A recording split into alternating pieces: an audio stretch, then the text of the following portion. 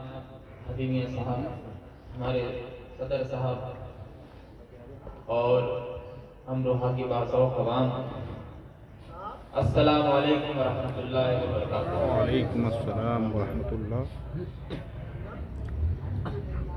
آدمیت کو نئے طرز پہ ڈھالا جس نے،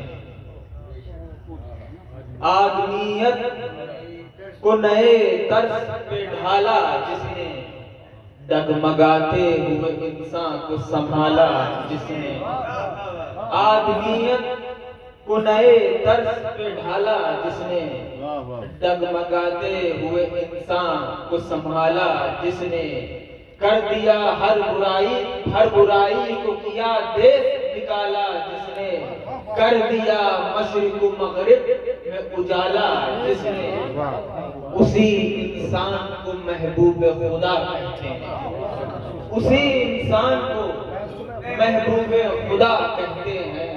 نام سنتے ہیں تو سب صلی اللہ صلی اللہ سیدنا و مولانا الصلاۃ والسلام علیک یا رسول اللہ صلی اللہ علیہ وسلم۔ یہ میری امروہہ میں پہلی حاضری ہے، آپ لوگوں کی محبتوں کا شکریہ۔ پتہ نہیں لوگوں نے میرے نام کیا کہ مولانا کب لگانا شروع کر دیا۔ میں تو ایک خانقاہ کا ایک فرد ہوں، خانقاہ کا فرد مولانا کب ہوا کرتے ہیں۔ اچھا، میں اپنے آپ کو صوفی بھی نہیں کہہ سکتا، ہاں یہ کہہ سکتا ہوں کہ صوفیوں کا نقل کرنے والا ہوں، تھوڑی بہت نقل ہو جاتی ہے۔ اور اس محفل میں یہ نعت خوانی کی محفل ہے، بڑا اچھا رنگ ہے، بڑا اچھا ماحول ہے، ایک سرور سا ہے، اور حضرات نے نعت پڑھی، شاندار نعت پڑھی۔ میرا دل بھی ہے اگر اجازت ہو کہ ایک نعت میں نے لکھی تھی، اگر اجازت ہو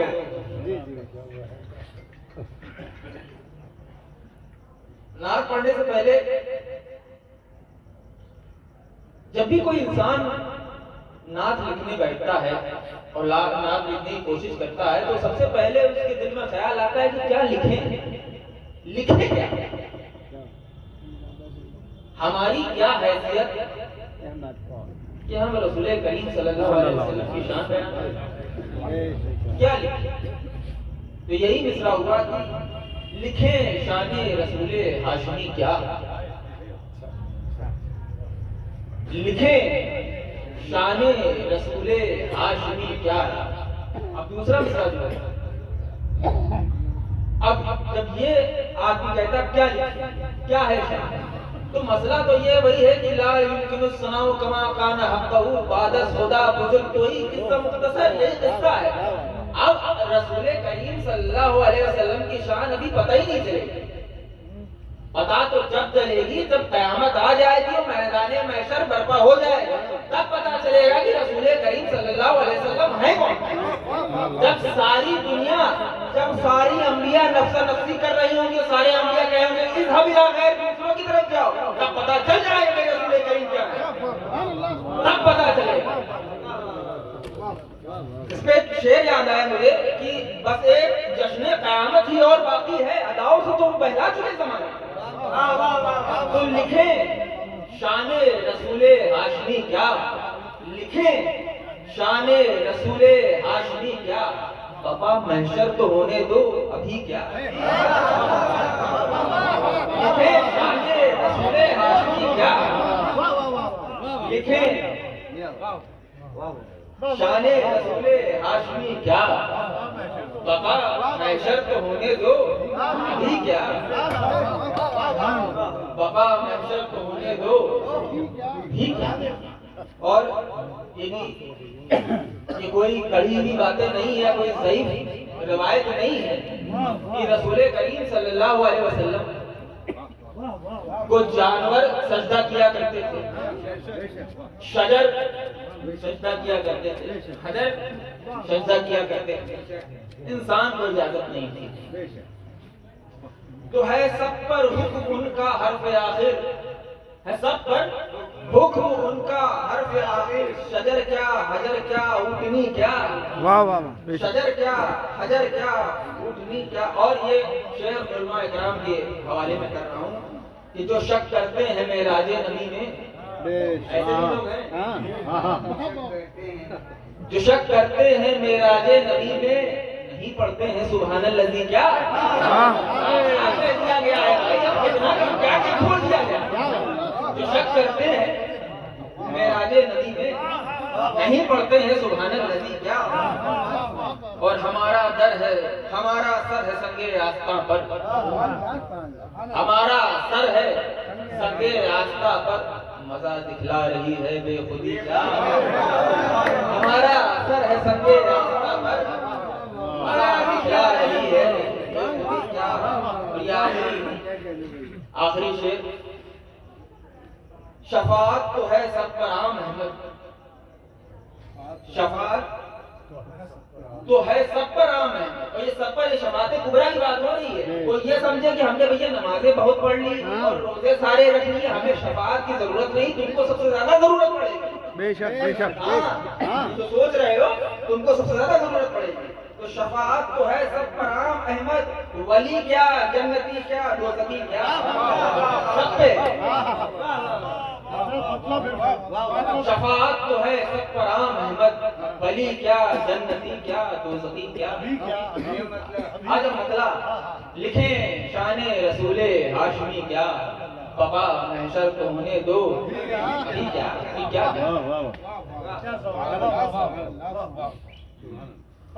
حضرت ہادی میاں صاحب نے کہا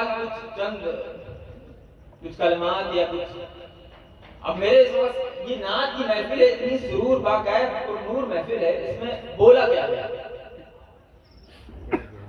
ابھی مراد آباد میں تھا، وہاں بھی مجھے شبلی میاں صاحب نے کہا کچھ بول دیجیے، خیر 5 منٹ کی، میں تو کوئی مولانا نہیں ہوں، یہ سب سے پہلی بات یہ سن لیجیے بولنے سے پہلے، میں کوئی مولانا نہیں ہوں، کوئی عالم نہیں ہوں، بس ہاں میری ایک ہی فضیلت ہے جو بھی ہے کہ میں شیخ العالم کی اولاد ہوں، اور بس اس سے زیادہ کچھ نہیں، بس سریر دل شاہم شوکت گدائی ہے، کرتے کوئی معشوقت رتبہ رسائی، کچھ نہیں۔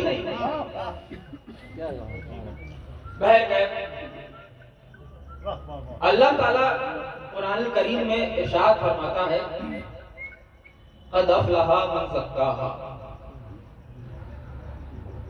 کہ جس نے پاکی حاصل کی وہ کامیاب ہوا۔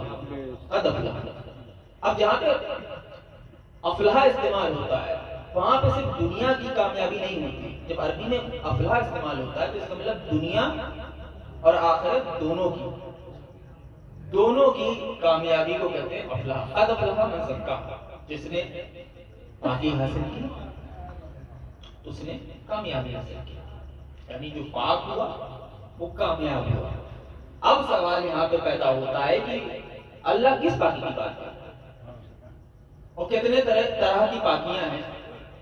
تو 2 طرح کی پاکی، ایک پاکی جسم کی، جسم پاک کیسے ہوتا ہے سارے مسلمانوں کو پتا ہے، کپڑے میں جیسے کچھ گندگی لگ گئی تو اس کو ایسے دھو لیا پاک ہو گیا، حاجت غسل ہوا، غسل کی حاجت ہوئی آپ نے غسل کر لیا آپ پاک ہو گئے۔ اس کے بعد اور اپنے آپ کو سنوارنا ہے تو بال میں تیل لگا لیا، شاندار کنگھی کر لی، داڑھی سنوار لی اگر داڑھی ہے تو، اور اچھا کرنا ہے نیا شاندار کرتا اچھا لباس پہن لیا، کلفدار کرتا پہن لیا، اور اچھا کرنا ہے عطر لگا لیا۔ تب جب یہ سب لوازمات کر کے آپ باہر نکلتے ہیں تو لوگ آپ کو نوٹس کرتے ہیں، آپ کو دیکھتے ہیں، کہتے ہیں بھائی بڑے اچھے لگ رہے ہیں، بہت فریش لگ رہے ہیں۔ اور جب آپ خوشبو لگا کے کسی کے پاس بیٹھتے ہیں، جس کے پاس آپ بیٹھتے ہیں وہ کہتا ہے بھائی بڑی اچھی خوشبو آ رہی ہے۔ خیر یہ ہو گئی جسم کی بات، لیکن اللہ تعالیٰ یہاں پر جسم کی پاکی کے بارے میں بیان نہیں کرتا، یہاں پہ جو بیان ہے وہ ہے روح کی پاکی سے، یہاں پہ جو طلب ہے اللہ کا وہ ہے روح کی پاکی۔ اب روح پاک کیسے ہوتی ہے؟ سوال یہ ہے بھئی روح کو کیسے پاک کیا؟ جسم کی پاکی کے بارے میں تو پتا چل گیا کہ نہا لیا پاک ہو گئے، عطر لگا لیا، خوشبو لگا لی، شیمپو سے نہا لیا، تیل لگا لیا، آدمی اچھا ہو گیا، خوبصورت ہو گیا، آپ پاک ہو گئے۔ روح کیسے پاک کی جائے؟ اب کوئی مولانا اٹھے گا اور کہے گا نماز پڑھو، روزہ رکھو اور قرآن پڑھو، روح پاک ہو جائے، اس سے پاک نہیں ہوگی۔ اب لوگ مجھ پہ فتوے لگائیں گے بھی کہ یہ کیا کریں، نماز، روزہ، حج، زکوٰۃ یہ ستون ہے، اور جو اس سے انکار کرے وہ کافر ہے۔ لیکن اگر صرف یہی چیز روح کی پاکی کے لیے کافی ہوتی تو رسول کریم صلی اللہ علیہ وسلم سے صحابہ اکرام قرآن سیکھ کے اور نماز سیکھ کے ایک کونے میں بیٹھ جاتے، ایسا ہوا نہیں۔ وہ صحابہ زیادہ افضل ہوتے ہیں جنہوں نے جتنی صحبت اٹھائی رسول اللہ سے۔ کیا کیا انہوں نے؟ قرآن سیکھا، رسول اللہ سے نماز سیکھی، تمام چیزیں سیکھی، لیکن سیکھ کے بھاگے نہیں، صحبت اٹھائی۔ صحبت اصل چیز ہے۔ اب صحبت، حضرت رومی کا ایک شعر یاد آ گیا، کہتے ہیں ہیچ چیزیں خود بخود چیزیں نشد، ہیچ آہن خود بخود تیغے نشد۔ کوئی بھی ایسی چیز خود بخود اچھی چیز نہیں بنتی، اور خود بھی کوئی بھی لوہے کا ٹکڑا خود بخود جو ہے تلوار نہیں بنتی، اس کو چوٹ مارنی پڑتی ہے۔ ہیچ چیزیں خود بخود چیزیں نشد، ہیچ آہن خود بخود تیغے نشد، مولوی ہرگز نشد مولائے روم، تا غلام شمس تبریزی نشد۔ مولوی ہرگز نشد مولائے روم، تا غلام شمس تبریزی نشد۔ یعنی حضرت رومی فرما رہے ہیں کہ ملا رومی ایسے ہی مولا روم نہیں بنا، اس نے اپنے پیر کی جوتیاں سیدھی کی ہے تب بنا ہے، اپنے پیر کی جوتیاں سیدھی کی ہے تب بنا جا کے مولائے روم۔ ایک قصہ اور یاد آیا حضرت محبوب الہی کا۔ کون حضرت محبوب الہی؟ حضرت ملا نظام الدین اور حضرت محبوب الہی کے بیچ کا جو سفر ہے نا، یہ سفر بہت مشکل ہے، بہت کٹھن ہے ڈگر پر۔ ایک سفر ہے، اس سفر کے بارے میں سنیں۔ بدایوں کا ایک عالم ہے حضرت نظام الدین، بدایوں کے تھے۔ بدایوں کا ایک عالم دلی کا بادشاہ بنا کیسے؟ اچھا کون عالم یہ بھی بتا دو، کیسا عالم؟ کوئی ایسا عالم نہیں، وہ عالم کہ جب ہندوستان جو ہے، جو آج کا ہندوستان ہے، وہ ہندوستان نہیں، بر صغیر جس کو کہا کرتے ہیں، جس کو سب کانٹیننٹ کہتے ہیں، جس میں ہندوستان میں پاکستان بھی تھا، افغانستان بھی تھا، بنگلہ دیش بھی تھا، سب تھا۔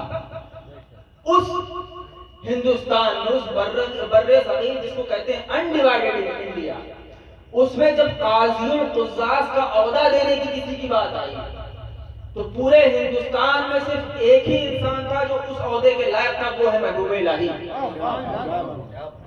اور یہ آج کا قاضی القضاص کا عہدہ نہیں ہے، اس زمانے کا قاضی القضاص کا۔ وہ سند ہوا کرتی ہے کہ بر صغیر میں اس سے بڑا عالم کوئی ہے ہی نہیں، ہے ہی نہیں کوئی، وہ ملا نظام الدین۔ وہ ملا نظام الدین جب پیر کی تلاش میں پاک پٹن پہنچتے ہیں، سنیے، وہ ملا نظام الدین جب پیر کی تلاش میں پاک پٹن پہنچتے ہیں، حضور بابا فرید گنج شکر سے آپ کی ملاقات ہوتی ہے، آپ مرید ہوتے ہیں، تو بابا فرید جانتے کیا کہتے ہیں؟ حضرت ملا نظام الدین ہندوستان کے سب سے بڑے عالم سے جانتے کیا کہتے ہیں؟ کہتے ہیں نظام الدین تمہارا قرآن صحیح نہیں ہے۔ اللہ اکبر۔ آج کسی مدرسے کے بچے سے یہ کہہ دیں، جو مدرسے سے پڑھا ہو اور اس نے تراویح سنائی ہو، اس سے یہ کہہ دیا جائے بھائی تمہارا قرآن صحیح نہیں پڑھتے، تو وہ غصہ ہو جائے گا، خفا ہو جائے گا، کہتے کیا باتیں، کیا الٹی سیدھی باتیں کر رہے ہیں یہاں 10 سال میں نے مدرسے کی خاک چھانی ہے، تراویح سنائی ہے، اتنا رٹا آپ کہتے ہیں قرآن صحیح نہیں۔ اور ہندوستان کے سب سے بڑے عالم سے کہا جا رہا ہے تمہارا قرآن صحیح نہیں، وہ ہمارے مسجد کے مولوی ہیں، ان سے جا کے قرآن پڑھو۔ کیا ملا نظام الدین کا قرآن صحیح نہیں تھا؟ ایسا نہیں ہے۔ دراصل وہ تکبر جو علم کا تکبر تھا دل کے اندر اسے نکالنا، روح کو پاک کرنا. سمجھ رہے ہیں آپ بات؟ روح کو پاک کرنا تھا دراصل. تو کہا ملا نظام الدین جا کے تم کیا کہتے ہیں مسجد میں جا کے ہمارے مولوی صاحب ہیں ان سے قرآن سیکھو. تو انہوں نے ایسا تھوڑی نہیں کہا کہ ارے میں دنیا ہندوستان کا سب سے بڑا عالم ہوں.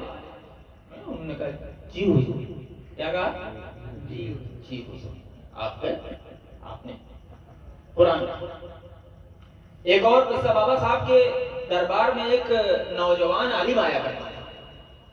نوجوان عالم، اور وہ بابا صاحب سے بڑی بحث کرتا تھا، علمی گفتگو.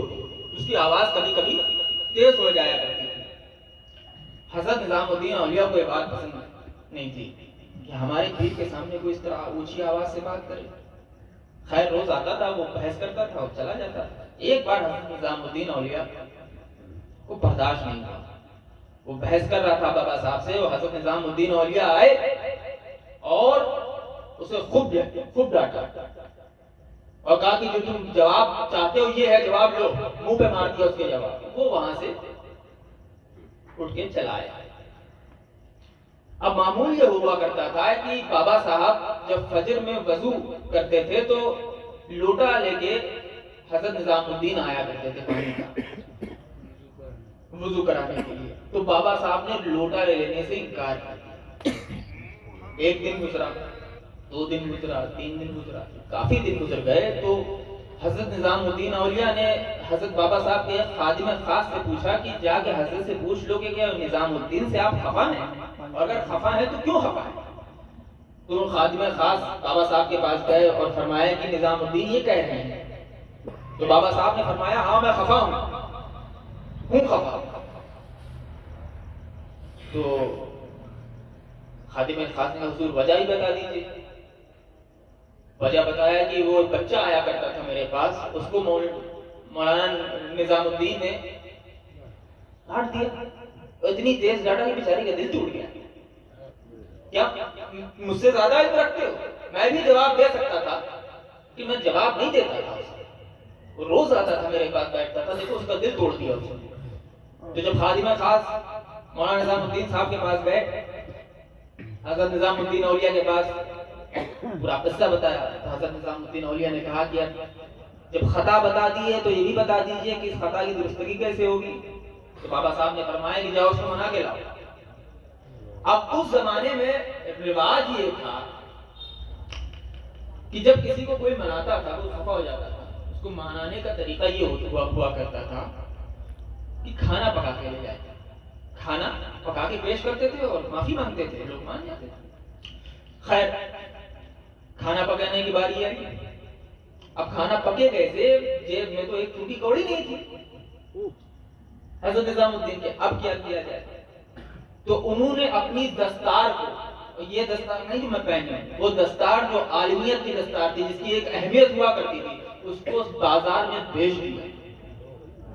اس کو بازار میں بیچ دیا. بیچ کے کھانا لائے اور دنیا دیکھ رہی کہ حضرت نظام الدین سر پہ کھانا لیے ہوئے اس کی گلی میں ٹہل رہے ہیں. خیر اس کی دستک دی. ان کے والد صاحب نے دروازہ کھولا اور کہا، جب انہوں نے دیکھا تو کہا آپ یہاں کیسے آئے؟ تو حضرت نظام الدین اولیاء نے کہا کہ بھائی اپنے بیٹے کو بلا لو، میں اسے منانا چاہتا ہوں.